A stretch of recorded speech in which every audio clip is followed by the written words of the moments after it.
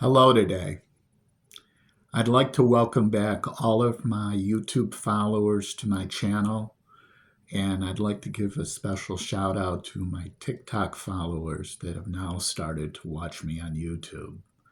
Today we're going to be talking about a very critical topic, one that's plaguing this country. Um, Basically, the destruction of our democracy, the rise of dictatorship by one Donald Trump, and what we can do to fight him and stop the dictatorship from happening. I'd like to speak about the erosion of our civil rights, freedom of speech to start with.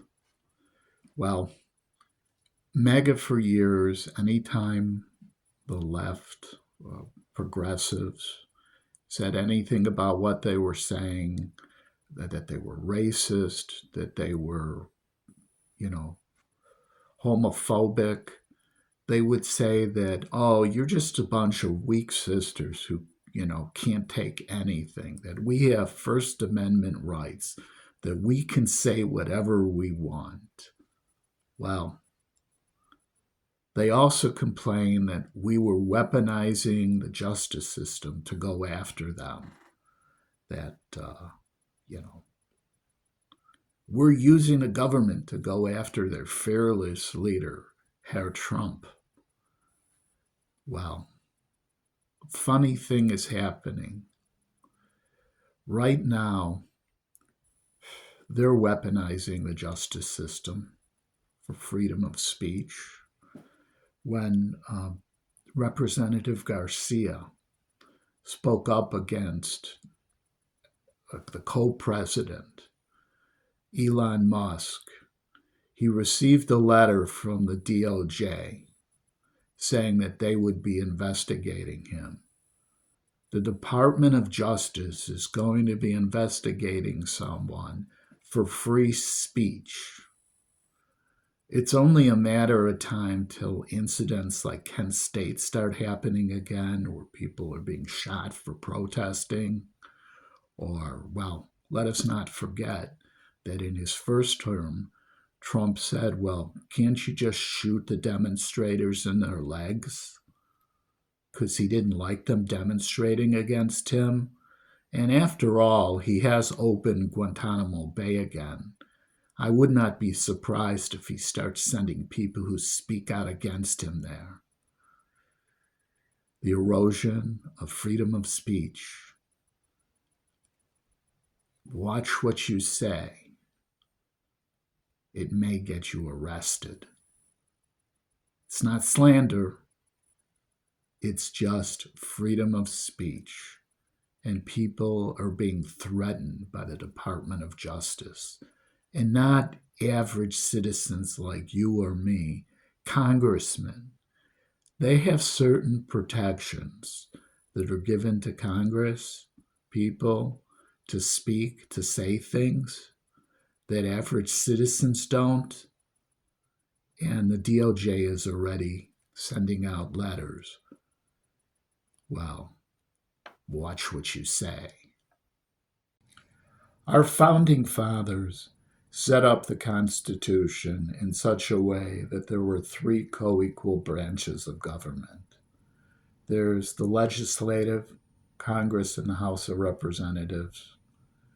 There's the presidency, is currently held by Donald Trump, the wannabe dictator. And there's the judicial, with the Supreme Court being the arbiters of what is constitutional and what isn't. Unfortunately, the presidency was never intended for the president to be making hundreds of presidential decrees, basically pocket laws not approved by Congress. Congress has the right to contest them to the courts, although the White House has just said that they are the ones who are interpreting the law now. That's kind of bullshit. There's supposed to be checks and balances so no one can become a dictator. If they're the ones that are going to be interpreting what laws are good or bad or right or wrong, um, I really don't think, even though the Supreme Court is, you know, leaning to the right and MAGA, I don't think they're going to go along with that because essentially they would lose all of their power and be basically, useless, paper tigers. And I don't think they're going to go that way, or I hope they won't. As a little historical content, in the 30s, Germany was devastated in the 20s and 30s, end of the 20s and 30s, from the results of World War One, the Treaty of Versailles. Their reparations bankrupted the country. They were going through incredibly bad economic times. An individual by the name of Adolf Hitler became Chancellor of Germany. He had his brown shirts. What he did is he dissolved the parliament that they had, which is like our Congress and the courts, and became the Fuhrer, Herr Fuhrer, the one who decided, who said what was right and wrong, legal and not legal. He had his brown shirts in the beginning to help enforce it. Hitler has, well, I shouldn't say Hitler, even though I think he is. Trump has his mega red-hatted followers, the same ones that stormed the Capitol on January 6th, that were willing to stage a coup, an attempted coup in the United States.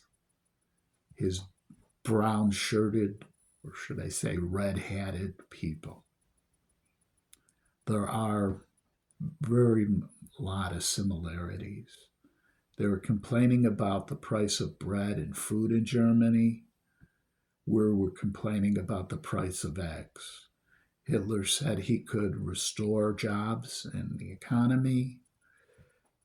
Well, he did restore jobs in the economy for Germany. He did. He declared war. He employed people making weapons. Unfortunately, our dictator is killing jobs. He's doing just the opposite. Under the initial years of Hitler, until he was overwhelmed, Germany became a very great nation. I mean, it was greatly killing parts of its population. The death camps, getting rid of people they didn't like. Kind of sounds like what MAGA wants to do with people they don't like, deport them to Guantanamo, turn that maybe into a prisoner of war camp or death camp, who knows. The conditions that we did to people, I should say Japanese people, in the Japanese internment camps, many of them starved and died. We put our Indian population on reservations, made them march. They died in long marches. So the United States has a history of people that they deem undesirable, exterminating them in one way or another, putting them in concentration camps, because that's what the early reservations were like. That's what the internment camps were like. Diseases ran rampant. A lot of similarities. I thought we evolved. Maybe we didn't. Maybe we're still the beast. What can we do to combat this slide to dictatorship? Well, we all need to stay informed. I know it's hard to watch the orange buffoon on the news and see what he's doing, how he's screwing us over, but we need to. We also need to evaluate the news sources that we're getting our information from. see what biases they have, because we have to look at everything objectively. Well, no OEM or Fox News. That's what I'm saying. And what can people do? Well, they're doing it already. Protests are springing up all over. Town halls are turning into shouting matches where mega representatives are being shouted down because no one likes their Social Security being messed with or their benefits. We need to start calling our representatives. This is my idea. We need to call our representatives and tell them that if they do not vote the way that we want, that's part of staying informed with what's going on, that we will vote them out of office and vote someone in office that agrees with us and will do what we want, will basically defend the Constitution. Because the one thing that these people are afraid of is people taking action and voting, because they don't want to lose their cushy jobs with all their benefits. They want to keep the gravy train rolling. So let them know that we will end the gravy train. It's all people power. We have to start calling our representatives. I live in Illinois, which is actually voting much the way I want. Our Governor Pritzker is phenomenal. He's a real civil rights warrior. He is a millionaire, a very rich man, very, very rich, but he's a pariah. He actually cares about the workers. It's not phony. He actually does. And for someone who has worked for a hotel before, in a hotel, I find it amazing that the owner of the chain has these kind of values. Well, in conclusion, we're at a crossroads. We must all work together to ensure that this country does not become a dictatorship. I know that if it does, the only way to end it would be the people rising up and having an armed insurrection to overthrow the government. I do not want that. I do not want it to go that far. I know that the majority of the military is made up of African Americans and Hispanics.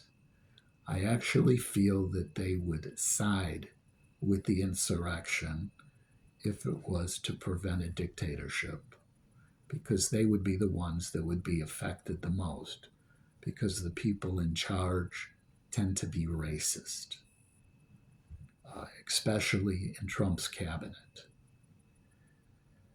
Well, I hope it doesn't come to that. After all, we are one of the most citizenly armed nations in the world, not to mention what's in the military stockpiles. I do not want to see a civil war with one side killing the other side. I am kind of feeling glad that I see that at these town halls with these mega supporters, that they're actually screaming against their representatives, that it's even struck a key with them.